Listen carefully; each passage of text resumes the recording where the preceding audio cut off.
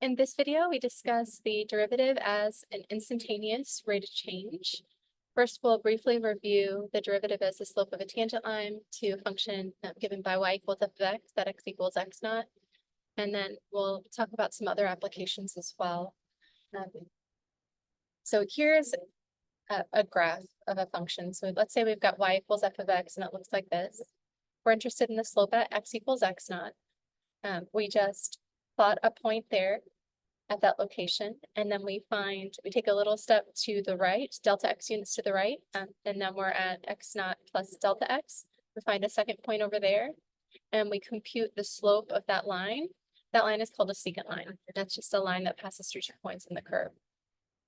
Now we know that the tangent of the curve, or the tangent line to the curve at P, has a slope given by the limit of the slope of the secant line.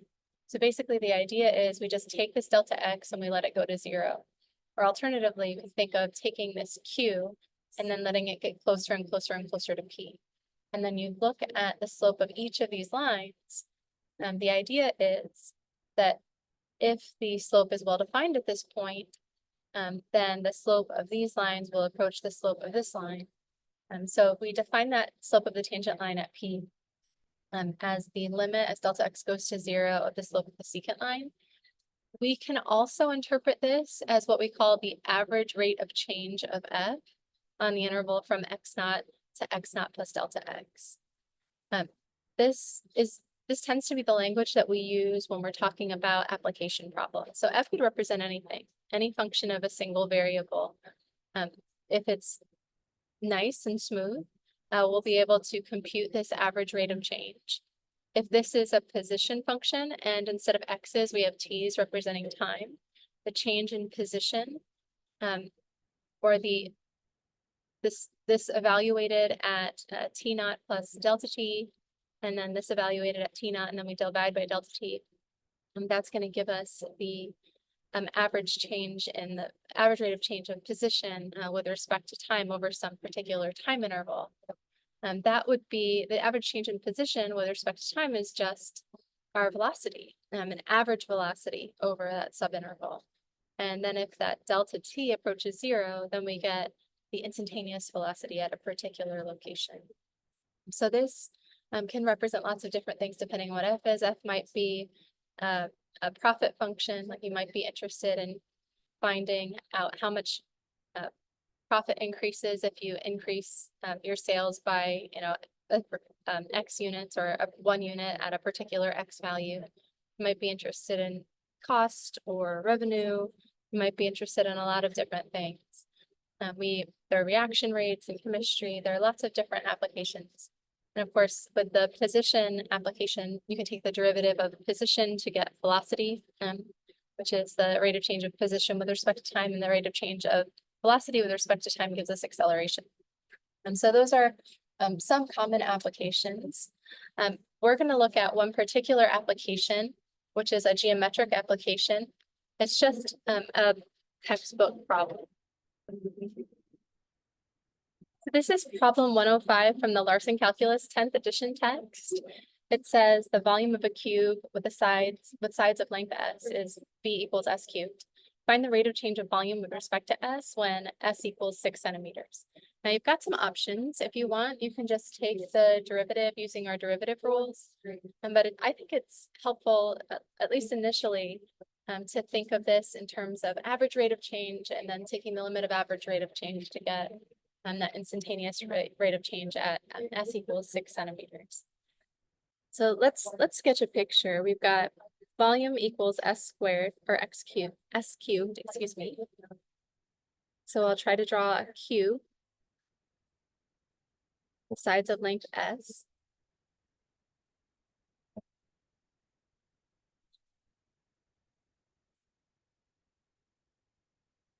That's not quite a cube.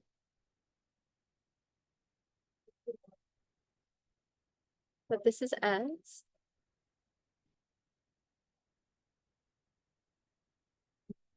And this is s.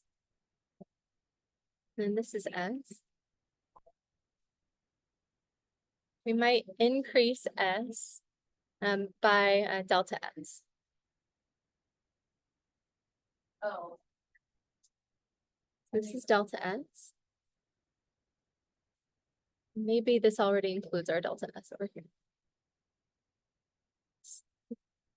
This is distance from here to here. I'm just going to call S, and then I'll call this distance delta S.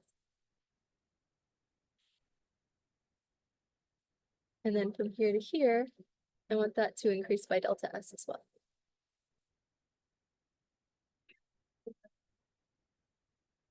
So if I complete this picture, get something that looks roughly like this.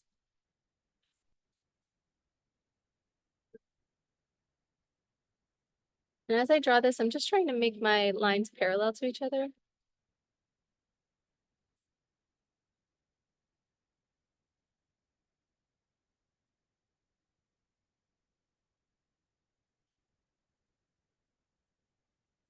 Oh no.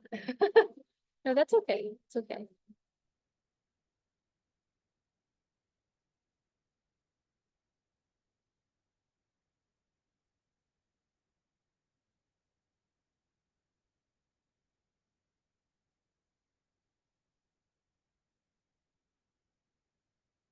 I did something wrong there.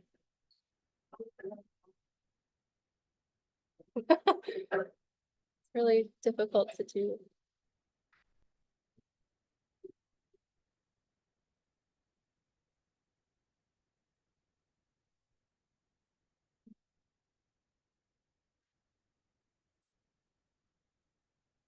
All right. I think that that's my S and delta S, S and delta S, and then we've got S and delta S.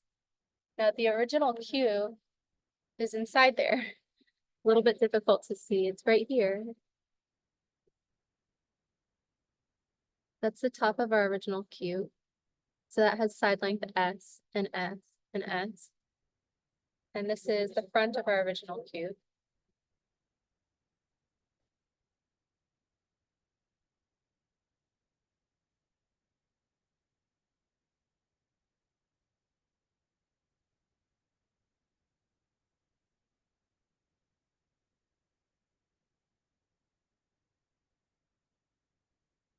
And then this side is the sort of third side of that original Q.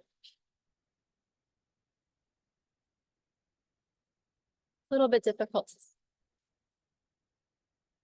But it's as if we took a slab, and that slab is going to look like this. If we just look at the top part, it's going to look like this surface as well.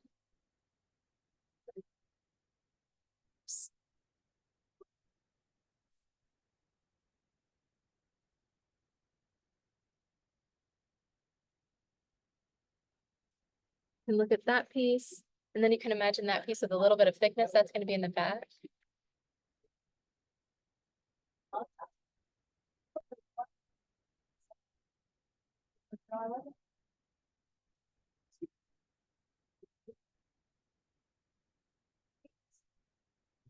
This is the back piece that we can't really see.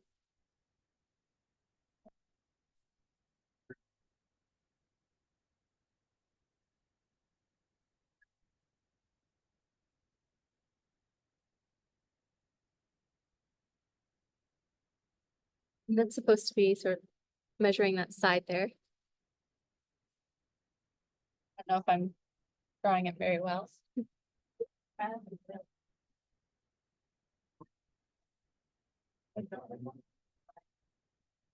So basically what we have are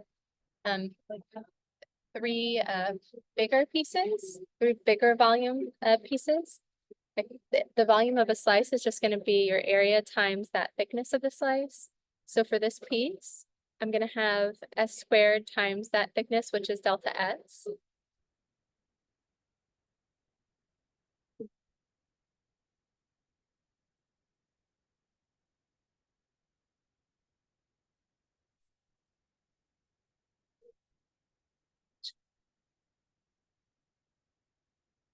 Actually, I guess what I'm thinking about is delta V. I'll have that area of the piece times delta S. And then I have three of them. I'm going to have this one on top, and then one on the side, and then there's another one in the back. Might be a little bit easier to see if we highlight the pieces.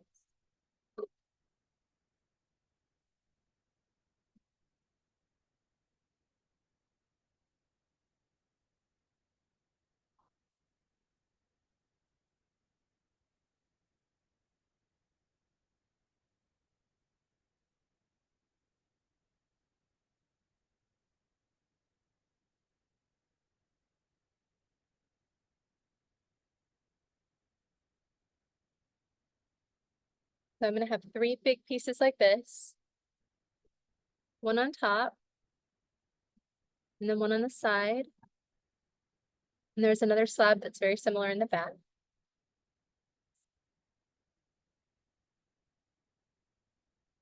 Then we're going to have three of these little pieces. If this is delta S, or excuse me, if this is S and this is delta S, the area is just S times delta S, and then we multiply by an extra delta S. So we're gonna have S times delta S squared, and we have three of those. We've got one right there, and then one right there.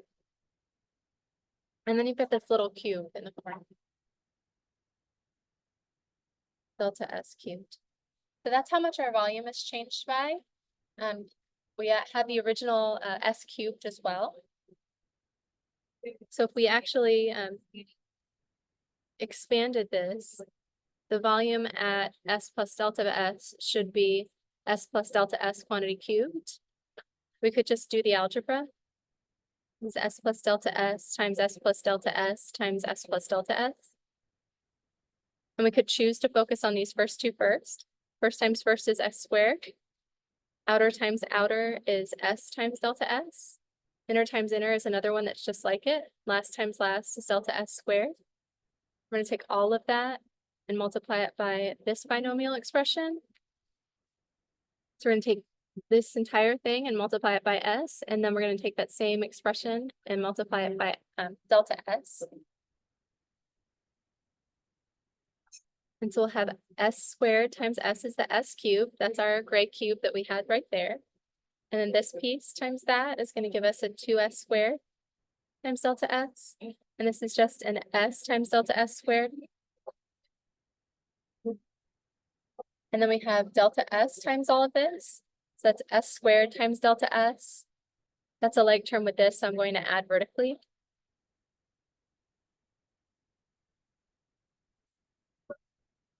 And then I have this expression times delta S, so that's a 2S, and then delta S times delta S is delta S squared. That's a like term with this. And then the delta S squared times delta S is going to be delta S quantity cubed, excuse me. And then when we add in columns, we end up with three of these,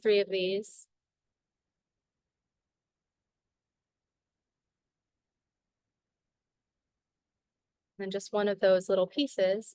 But again, that's consistent with our picture. We had the volume of the cube, which is right here. Then we had those S squared times delta S pieces. It's just from this with a little bit of thickness. And we had three of them, one on top, one on the side, and one in the back. And then we had this little piece.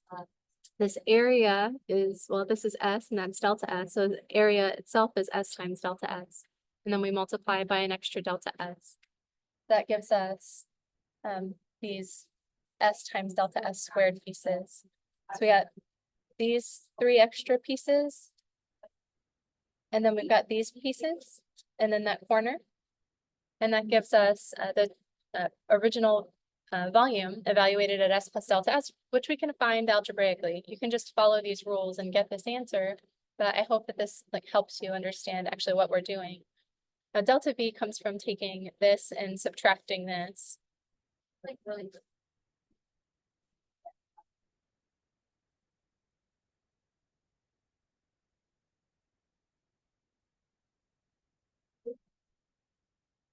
We subtract that S cubed, we'll just have 3S squared times delta S plus 3S times delta S squared plus delta S quantity cubed.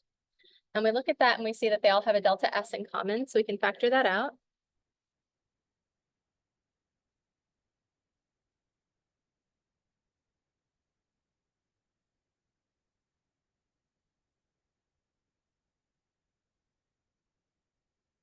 That's our change in volume.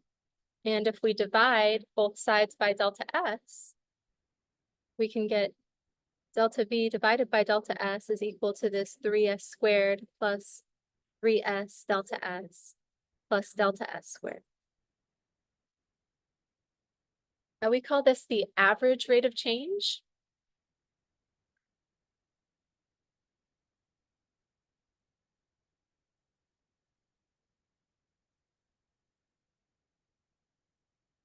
Of the variable in our numerator, which was volume,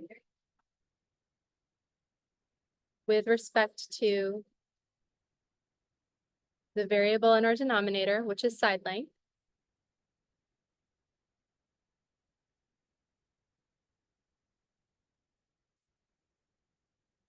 And we have to be specific as S changes from some specific S value to S plus delta S. So that is our average rate of change. So if you knew the particular S value that you were interested in, and you knew like how far you were stepping away from that particular S value, you could find the average rate of change at that location. So let's say I wanted the average rate of change. And I'll just abbreviate that ROC as S changes from, let's say, 6 centimeters to 6.5 centimeters.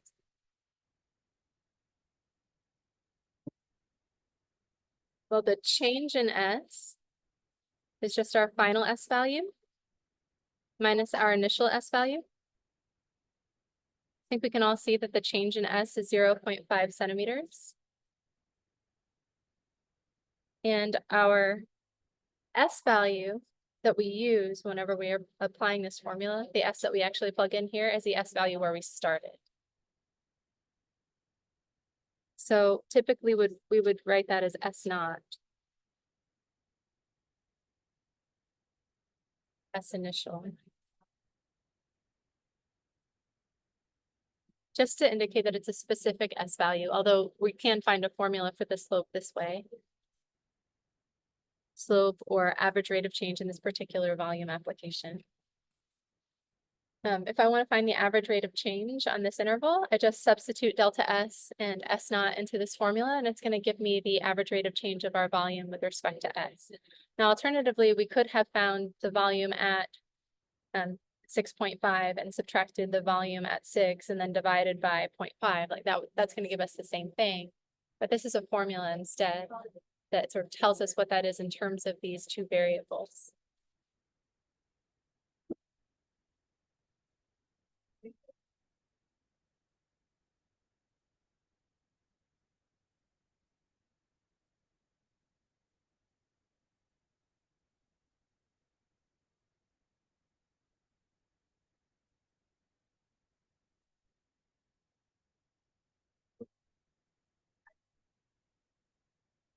So we could do that.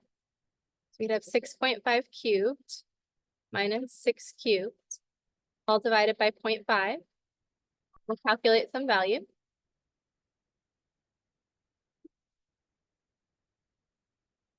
Or we can take that delta V divided by delta S, which is given by this formula.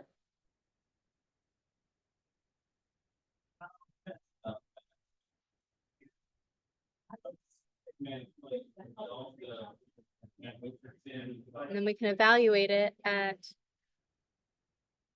S naught equals 6 and delta S equals 0.5. And we should get the same answer.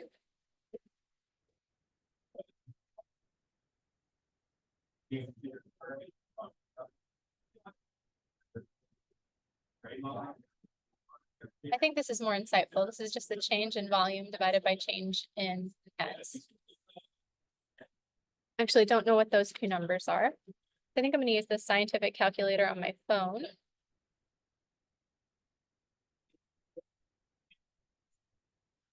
Let's see, I've got 6.5 cubed. Well, I don't see an exponentiation button. I don't really do this very often. We'll just do 6.5 times 6.5 times 6.5. So that's going to give me 274.625 minus 6 times, oops.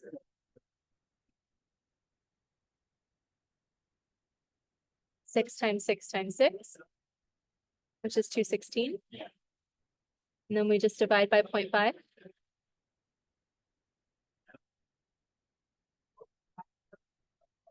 giving me a lot of adds right now.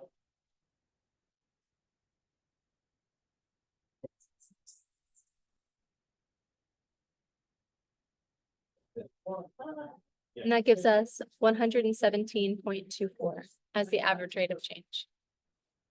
So you say to yourself, well, what does that number actually mean? Well, we interpret that using the units of the numerator and the units of the denominator.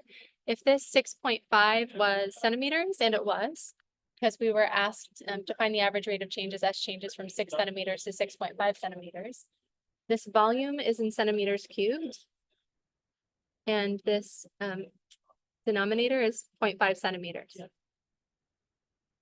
So this is saying at 6 centimeters exactly, as we go from 6 centimeters to 6.5 centimeters, that volume, or that average rate of change of volume over that interval is given by this number. The volume increases by 117.24 centimeters cubed per centimeter on average over that particular interval. Now, we should get the same answer if we just substitute this into our calculators as well.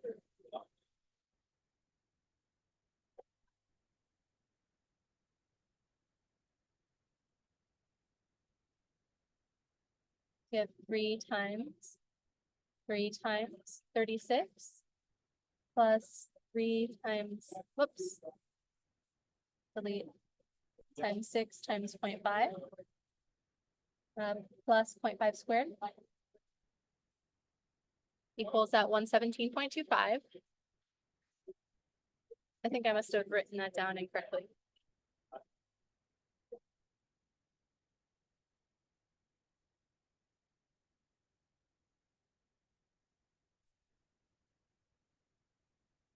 But that's our average.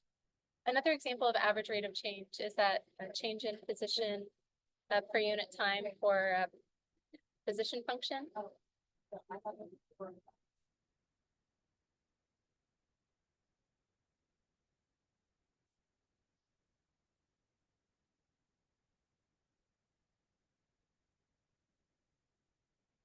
Sometimes we call this in the numerator displacement.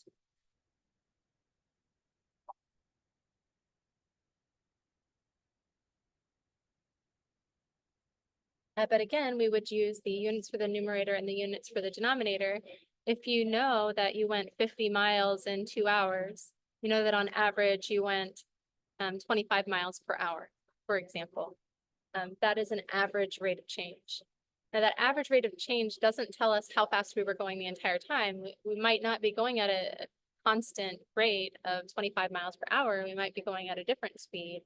That's the same thing that is true for this volume function.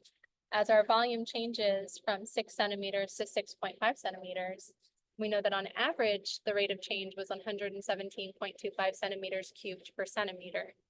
On average, our volume is increasing by this much for every 1 centimeter change in that side length over here. But if we want the instantaneous rate of change, we've got to use calculus. So the instantaneous rate of change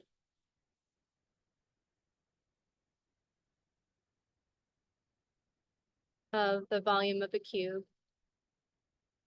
with respect to side length is that limit as delta S goes to 0 of the change in volume with respect, or the change in volume divided by the change in side length. And we've already done the computation. I'm going to get rid of the S naughts now, and I'm just going to think of it as a function of S. So we'll have the limit as delta S goes to 0 Well, let's just write down what we did. We did S plus delta S minus the volume at S divided by delta S. We did all of this computation. We found out what volume at S plus delta S was.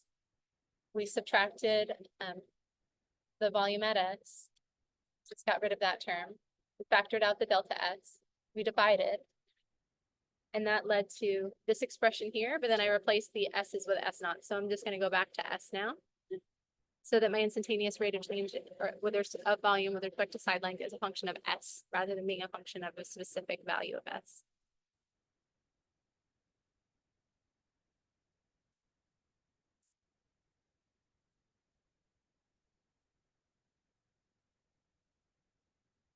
Okay. Now, as delta S goes to 0, this function is well defined.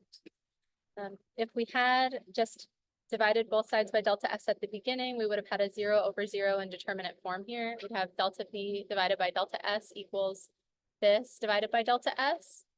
And that would be 0 divided by 0, but we've already divided that out. I guess we should have said that here for delta S not equal to 0. Now we're taking the limit as delta S approaches 0. So the original function, the original delta V divided by delta S had a 0 over 0, and it has had that delta S common factor. Now this function is actually continuous at delta S equals 0, so we can plug that in. We can say, well, what happens to this as this quantity goes to 0? Well, this is just some function of S times something that goes to 0, and that's something that's going to 0 squared. So this guy goes to 0, this one goes to 0, and we end up with 3S squared.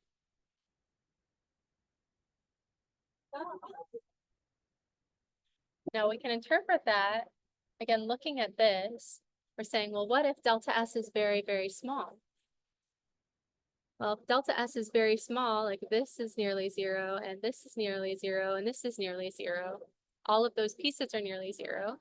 And so the only piece that sort of matters that is still there after delta S goes to 0 is this piece times that delta S, but then we divided by delta S. And we've got 3 of them, so we get 3S squared as our instantaneous rate of change of volume with respect to side length. Now that's going to be in centimeters cubed per centimeter.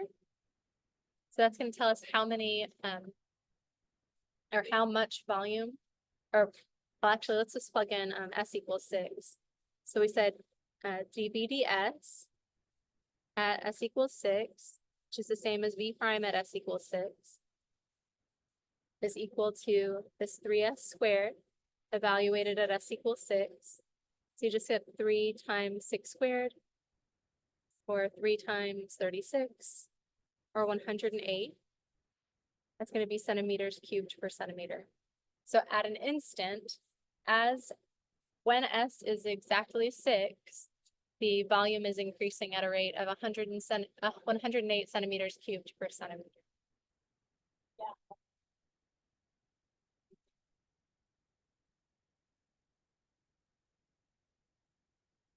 Hope that makes sense.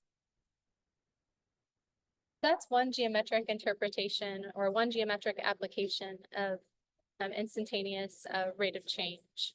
But again, where is that picture? This quantity right here is always the average rate of change. And it's the average rate of change of whatever is in your numerator with respect to whatever quantity is in your denominator. So these are geometric expressions. This is a vertical distance and this is a horizontal distance. And so we're really looking at a slope when we look at these problems. But if we're not just talking about slope, but we're talking about some physical quantity that is modeled by this function, well, then we can call this an average rate of change. And then when we take the limit as the expression in the denominator goes to 0, then we get that instantaneous rate of change. So the units for this and our interpretation for this really just depends on what these variables are here and here. And there are lots of them. So here is that position example. Average rate of change is change in position divided by change in time. We take the limit as change in time goes to 0, we get velocity.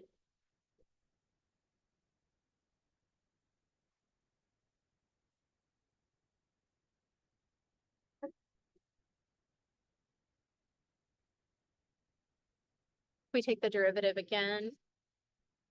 We call that acceleration.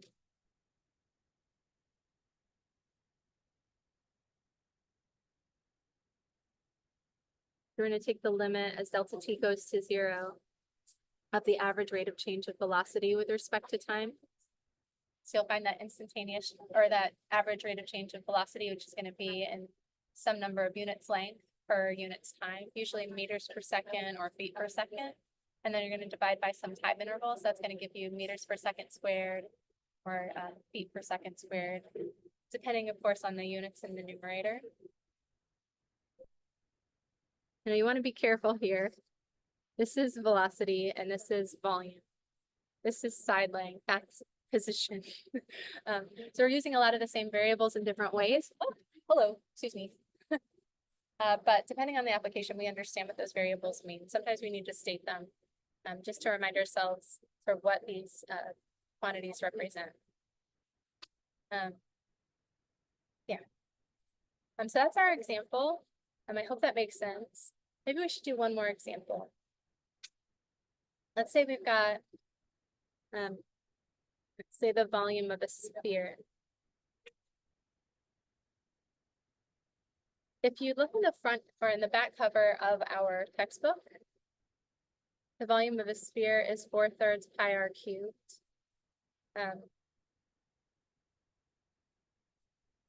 I like to put my sphere in three-dimensional space.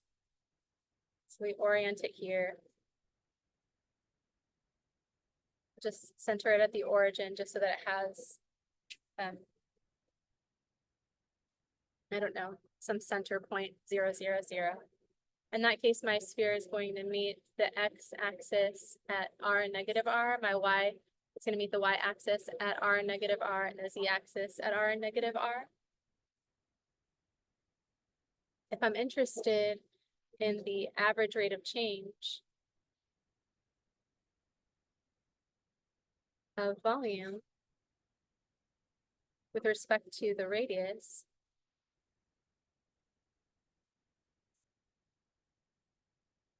that's just going to be the change in volume with divided by the change in the radius.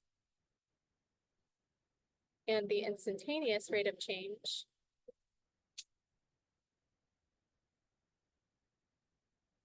of volume with respect to the radius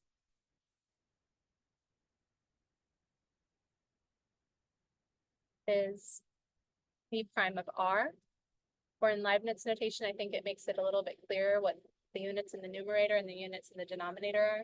This is the instantaneous change in volume with respect to the radius. That's the limit as delta r approaches 0 of that change in volume with respect to the radius.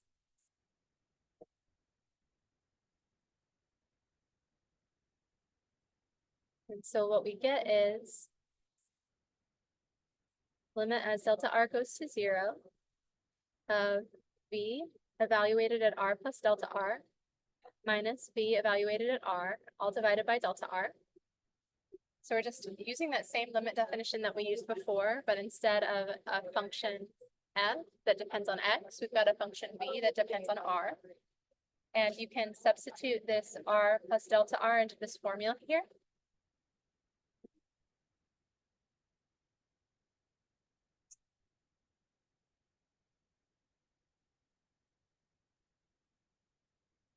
Oh.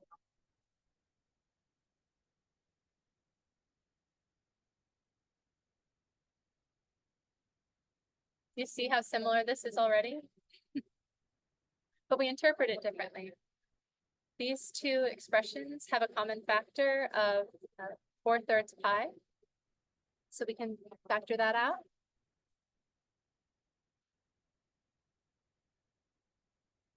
And now I have something that looks a lot like what we just did, but we've got r's instead of s's. So we know what this expression is going to be. We know what the answer should be when we're done. We're just going to end up with, well, this piece is going to be that 3s squared, but instead of an s squared, we're going to have an r squared. And then we're going to multiply it by this.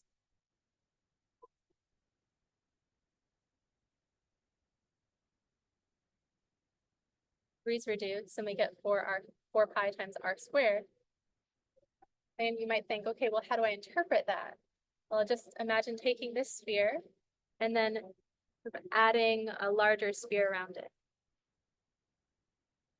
So I want my radius to increase from r to r plus delta r. It's not the best, it's supposed to be like an equator. It's supposed to be a great circle around the sphere. It didn't do a very good job that time. But you might say to yourself, okay, well, how did the volume change as we went from this sphere that's inside to this larger sphere that's outside? Well, that can be found by computing this change in volume with respect to r.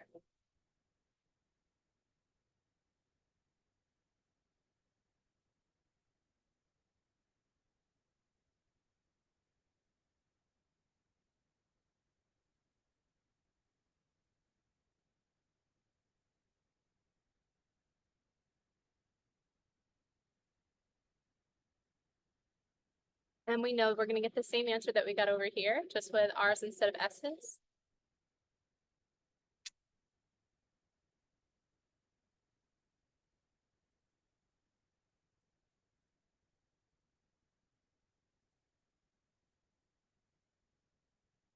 And then when we compute v prime of r, we're taking the limit as delta r goes to 0 of that delta v divided by delta r.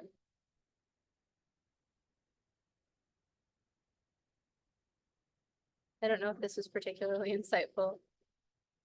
Hindsight's 20/20, right?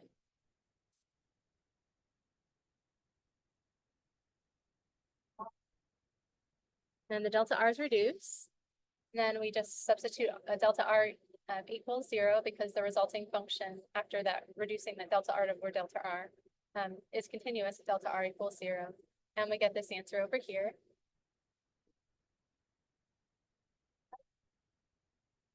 But again, how can we interpret that?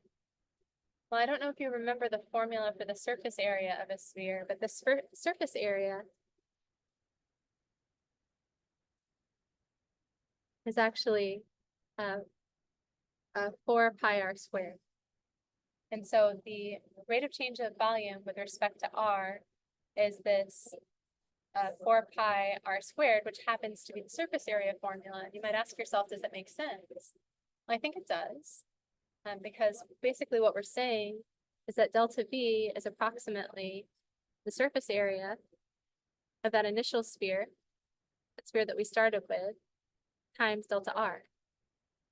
So it's like I took that surface and then I made it a little bit thicker. I made it delta R thickness, and I just sort of multiplied by that, and are saying that that's kind of what happened there.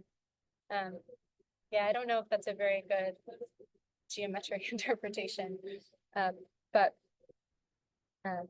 yeah, notice that we get the surface area formula here.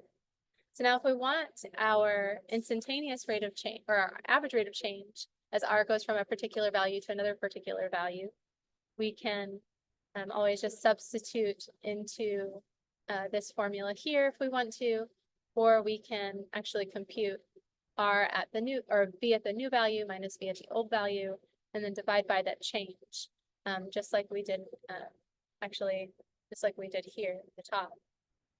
But if we want that instantaneous rate of change, how fast is the volume changing with respect to the radius at an instant? That's just given by this 4 pi r squared. So let's say we substitute in 6 centimeters. So let's say r is going from 6 centimeters to r plus delta r equals 6.5 centimeters. Using the same units that we used before. Well, we're just going to get that, well, actually let's plug in 6. Or substitute in 6. Those are examples from another section.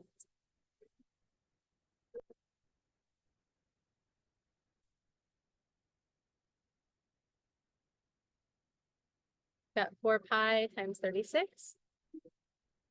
So what's that? Pi times, what, 1200 plus 24? Is that right? 12 or 4 times 30 is 120, right?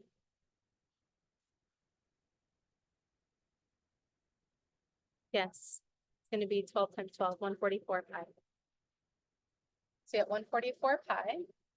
You'd say, okay, well, how do I interpret that? Well, remember what that actually is. That's the instantaneous rate of change of volume with respect to the radius. So the units in our numerator are units of volume, and the units in the denominator are units of that we're measuring the radius in. So this is going to be centimeters cubed per centimeter. So when R is exactly 6, that volume is increasing at a rate of 144 pi centimeters cubed per centimeter. And that happens to be the same as the surface area at R equals 6. And I think that that makes sense because we're actually looking at taking a surface area and then adding a little thickness to it. And then multiplying those to get volume. We know area or volume, it tends to be area times a thickness. It's kind of what we're doing here, but it's in 3 dimensions rather than, or it's like spherical rather than being more like our little cube problem here. I practiced my cube, that's what this is, before we did the video. Okay, so those are a couple of volume applications, but it's just done the same thing with area. There are lots of other geometric applications as well. That's it. Let me know if you have any questions.